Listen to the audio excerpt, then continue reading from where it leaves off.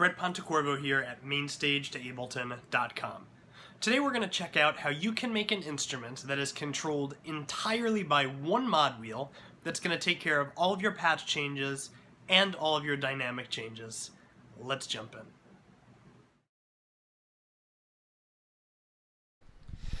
Alright, so let's get started setting up our ModWheel instrument. The first thing that we need to do is create a Midi channel that receives Midi from your keyboard. So I'm using a default Midi channel here, and all you need to do is click Midi from, and whatever keyboard you're using, output to nowhere.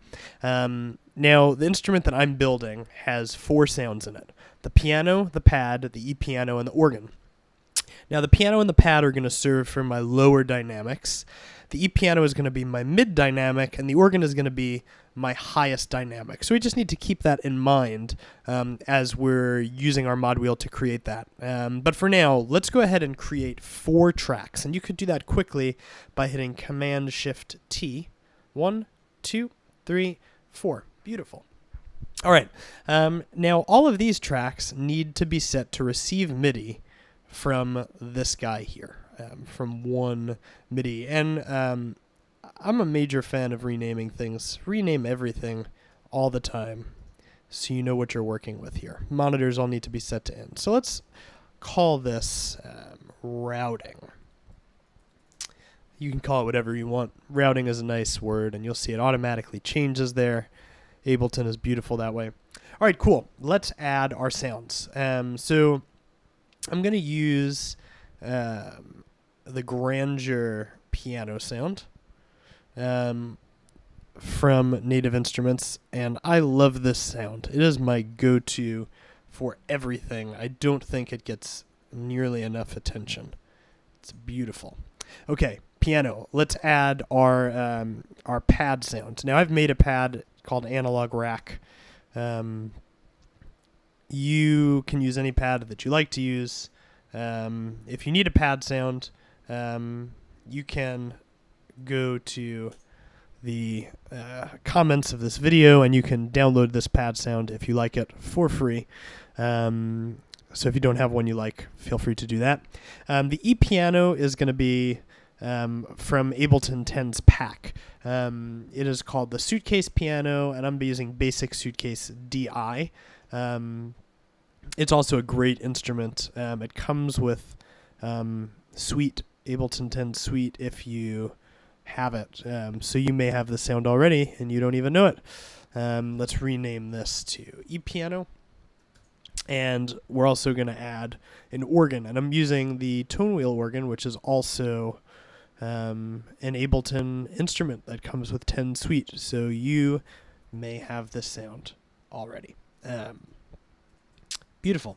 So we've got all of our instruments loaded in here, and they're all receiving MIDI from our Keylab. And that's a bit underwhelming because they're all the same volume, they're not mapped to anything, so we're going to take care of that right now. The first thing that we need to do is go through here and make sure that all of our instruments are in instrument racks, because we're going to make use of our chain selectors to do some dynamics. So this guy is already in a rack. E-piano, let's put him in a rack. Beautiful. And let's put the organ in a rack as well. And you could do that quickly by hitting Command-G and selecting the chain. All right. So now we've got all of these guys in a rack, and we're ready to start doing some thinking here. So let's think about this. Piano is going to be a lower to mid dynamic sound. And since we're going to be mapping to the chain selector eventually, let's go ahead and drag this chain to span all 127 positions. I do want a bit of a fade in here, so let's pull this up. I like it, in the 20s here. And it's not going to be a high dynamic instrument, and it's going to be under E-piano. So let's pull this down into the 60s. So its sweet spot is going to be here. And here it's sort of in, it's fading in slowly, and here it's fading out.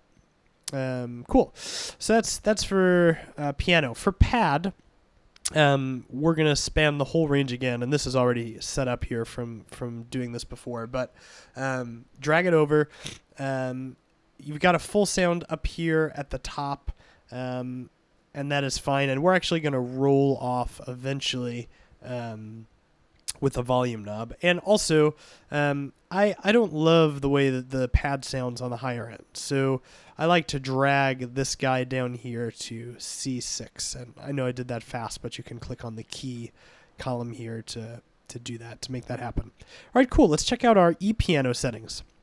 Now, the E-piano is just above piano in dynamic range here. So I actually don't want this sounding at all here at the bottom end, and you'll see piano is in the 30s here, so we're going to have the E-piano start somewhere in the middle. Yeah, this is actually great. We'll leave it.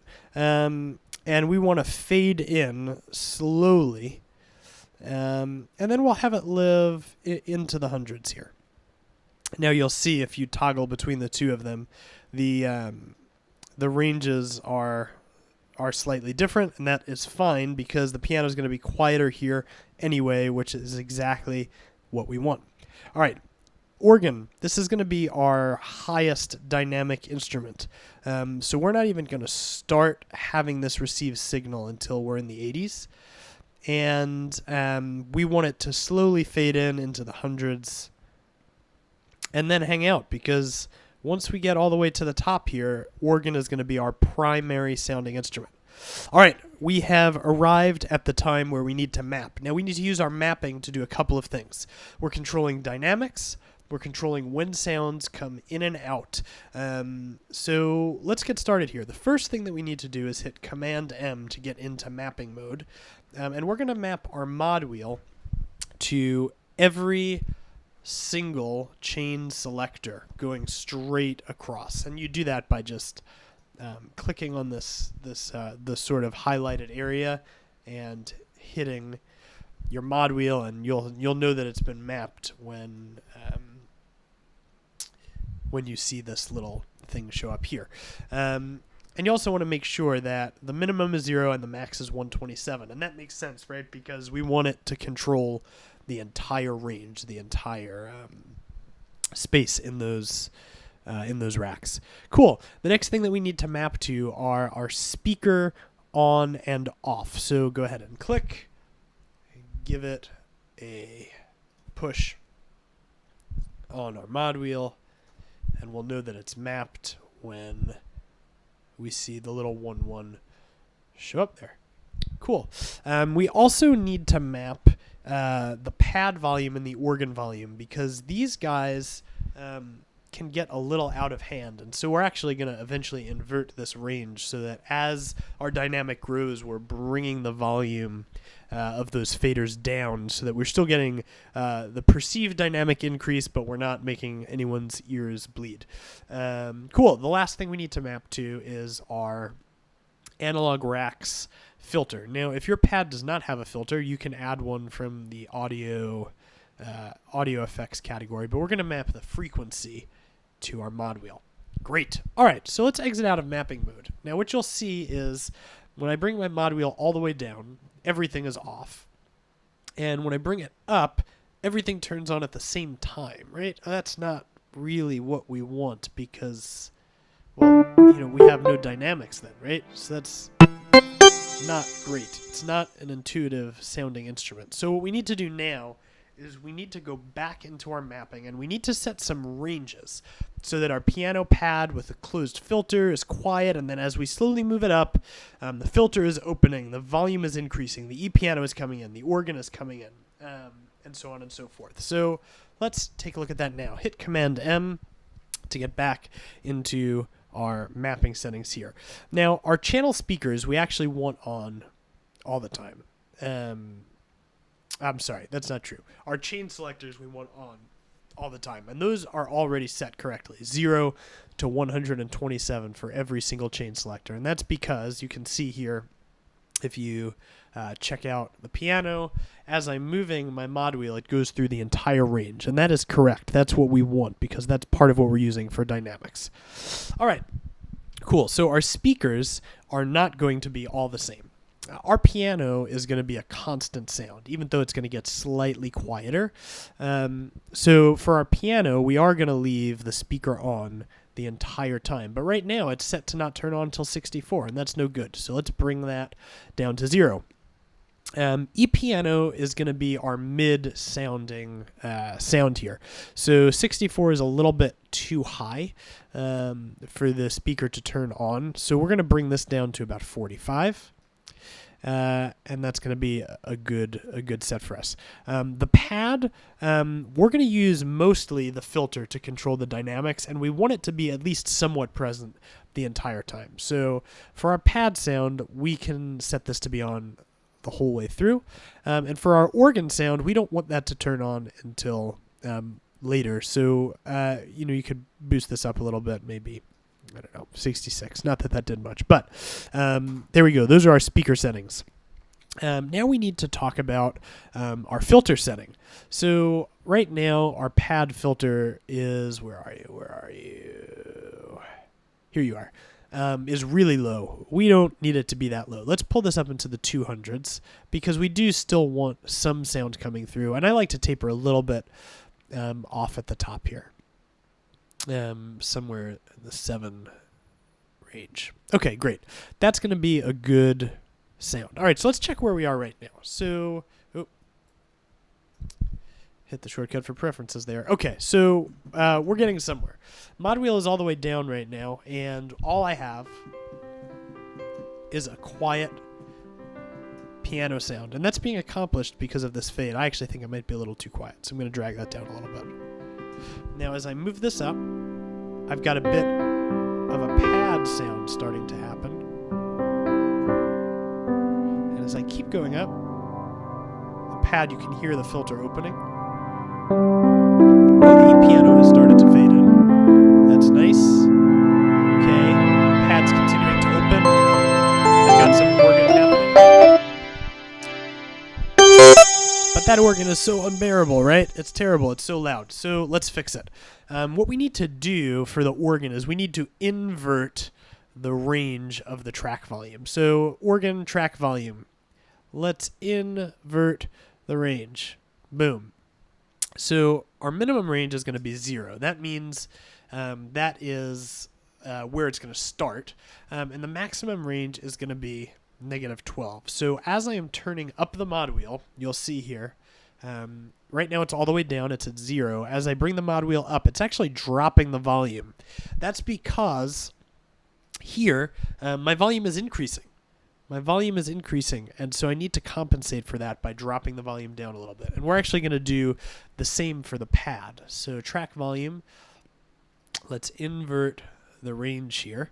And we're going to go for the pad 0 here and -8 here. So when I exit out, I did it again, friends, did it again. Exit out, all the way down, you'll see the pad volume is slowly dropping. Now, the reason for that is because the pad volume is dropping and the filter is opening. So we're getting the louder sound. It's going to seem louder, but if we left it, the dynamic would just be too overbearing. All right, so let's have a listen to that now.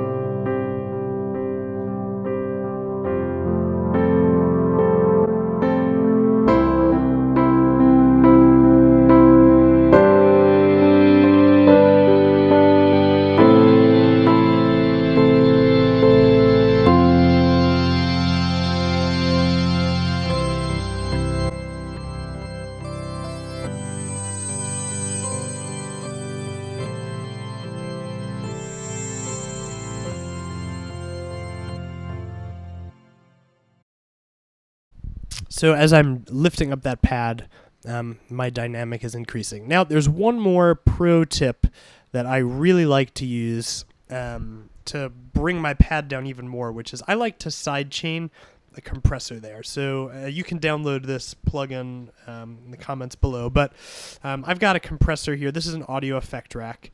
And I like to sidechain them in parallel so that the piano has an effect on it and the organ does. So you can open up the compressor here, turn sidechain on, and audio from here, piano, and on the organ sidechain, piano from organ. So that means when the organ is rocking and we're all the way up here, it's really pulling back on the volume of the pad.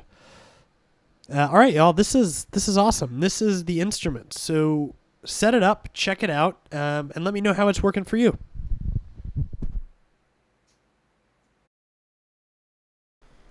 Thank you guys so much for watching. If you like what you see, be sure to subscribe to our YouTube channel here. And if you want to get set up with a totally functional patch list, and especially one that emulates the way a mainstage style patch list would work, head over to my website at mainstagetoableton.com/go to get your free copy of the Fast Track Patch List Guide today.